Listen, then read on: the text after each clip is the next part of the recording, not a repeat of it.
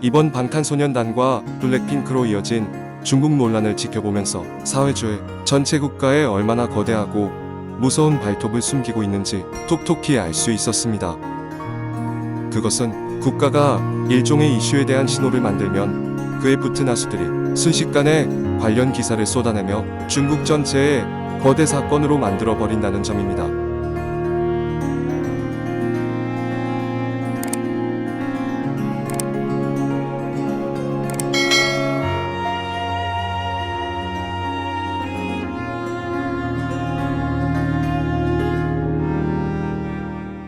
방탄소년단에 이어 블랙핑크마저 중국의 노림수에 빠져들었습니다. 우리는 도대체 어떻게 해야 이런 사회 전체주의 국가를 옆에 두고 지속적으로 신경이 긁히는 문제점에서 벗어날 수 있는 걸까요? 세계적인 걸그룹 블랙핑크가 팬더와 접촉했다가 중국의 어이없는 구설에 올랐다는 보도가 전해졌습니다. 6일 중국 글로벌 타임즈에 따르면 블랙핑크 멤버들이 에버랜드에서 태어난 새끼 팬더 푸바오와 2016년 한국에 온 판다 환희를 접촉하는 모습의 영상에 대해 중국 누리꾼의 비난이 빗발쳤다고 보도했습니다. 최근 공개된 블랙핑크 웹예능 예고편에 멤버들이 장갑이나 마스크를 끼지 않고 어른 판다를 접촉하거나 짙은 화장을 하고 새끼 판다와 접촉하는 장면이 포함됐다는 것입니다. 이 같은 행동은 중국의 국보로 불리는 팬더의 건강에 위험을 끼칠 수 있다는 게 중국 누리꾼들의 주장입니다. 팬더는 해외에서 태어나더라도 일정한 시기가 되면 중국으로 돌아가야 한다고 합니다.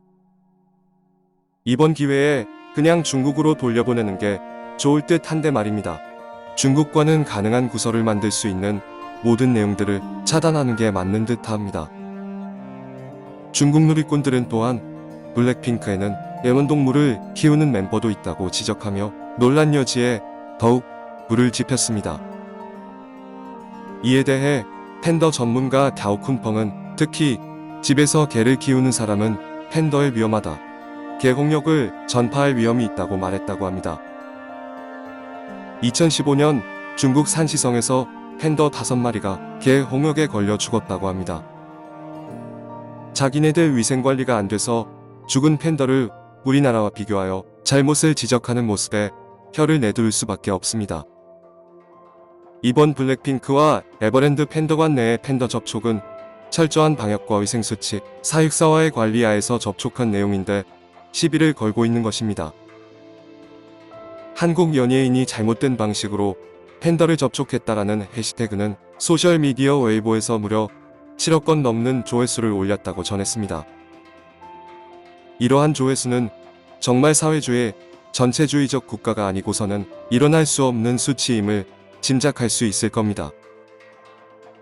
이는 중국 정부가 의도적으로 문제를 일으키겠다는 의지로밖에 보여지지 않습니다. 또한 한 누리꾼은 블랙핑크와 쇼 제작자, 팬더 관리자를 포함해 관련된 사람들 모두가 책임이 있다. 푸바오는 아직 너무 어려서 면역력이 약하다. 블랙핑크 멤버들이 몰랐다고 하더라도 다른 사람들은 왜 알려주지 않았냐고 지적했다 합니다. 많은 중국 누리꾼들은 한국동물원이 팬더에 더 신경 쓰고 사람과 팬더의 밀착 접촉을 줄여야 한다고 요구했습니다. 중국 야생동물보호협회는 에버랜드 측에 편지를 보내 비전문가가 새끼 팬더와 접촉하는 것을 중단하고 관련 내용을 방송하는 것도 중지하라고 요구했다고 합니다. 현재 이에 대한 한국 누리꾼들의 의견도 뜨겁습니다. 이번만큼은 전번의 방탄소년단처럼 참지 못하겠다는 반응이 대부분입니다. 동물을 잘 보호하는 나라라면 말을 안 한다. 온갖 야생동물 다 잔인하게 잡아서 먹고 코로나 만들어 놓고선 이런 말을 하냐. 니네 몸이나 깨끗이 하고 지적질을 하던지. 세계에서 제일 더러운 것들이 하는 말 보면 정말 웃긴다. 중국에게는 강하게 나가야 한다. 약자에게는 무자비한 놈들이다. 중국이 창의적이지 못한 이유는 지들이 문화대 혁명으로 죄다 불사르고 박살내서 그렇다. 문화라는 건 최소 수백 년에서 수천 년간 쌓여서 새로운 문화 컨텐츠를 만들어내는 것인데 지들이 인류사에서 전례가 없는 문화적 말살 혁명을 벌여서 단절시킨 덕분이지. 그뿐에 나는 이제 반중하기로 했다. 그들과 공존할 수 없다는 것을 알았다. 니들이 가르쳐준 것이니 우리를 원망하지 마라. 중국 공산당은 결국 한국을 신장 위구르 티벳을 꿈꾼다. 강 데려가. 팬더던 나발이던 필요 없어. 꼴랑 내세울 게 팬더뿐이지. 데려가라 제발. 등의 의견을 내놓으며 논란에 열띤 반응을 보였습니다. 우리는 이번 방탄소년단과 블랙핑크로 이어진 중국 논란을 지켜보면서 사회주의 전체 국가에 얼마나 거대하고 무서운 발톱을 숨기고 있는지 톡톡히 알 수 있었습니다. 그것은 국가가 일종의 이슈에 대한 신호를 만들면 그에 붙은 하수들이 순식간에 관련 기사를 쏟아내며 중국 전체의 거대 사건으로 만들어 버린다는 점입니다. 그 이슈에 대한 속도와 여론전의 크기는 일반 민주주의 국가에서 이루어지는 내용들과는 전혀 다르게 나타납니다.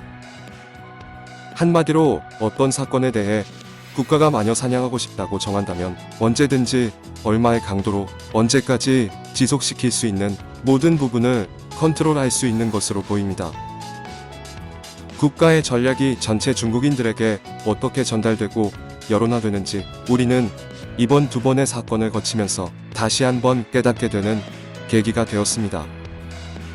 언제든지 어떤 사건을 통해서도 이러한 위험성의 논지를 만들어낼 수 있다는 중국을 생각한다면 이제 우리는 지금까지의 중국에 대한 국가 전략을 전부 다시 한번 깊이 살펴봐야 할 시점이 된 것으로 여겨집니다.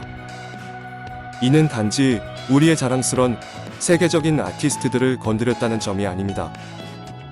중국은 이번 사건들로부터 자유민주주의의 가치가 얼마나 소중한지 다시 한번 되새기게 해주는 계기를 만들어주고 있습니다. 그리고 이러한 짓거리들을 하는 그들에게 대한민국에 취할 수 있는 최고의 전략적 선택을 통하여 다시는 함부로 이런 일을 벌리지 못하게 뼈저린 교훈을 안겨다주는 국가적 행동 전략이 필요한 시기가 아닌가 생각됩니다. 제발 중국에 굽신거리지 말고 좀 큰 손해가 있더라도 국민의 자존심과 안녕을 지켜나가는 정책이 필요한 시기로 보여집니다.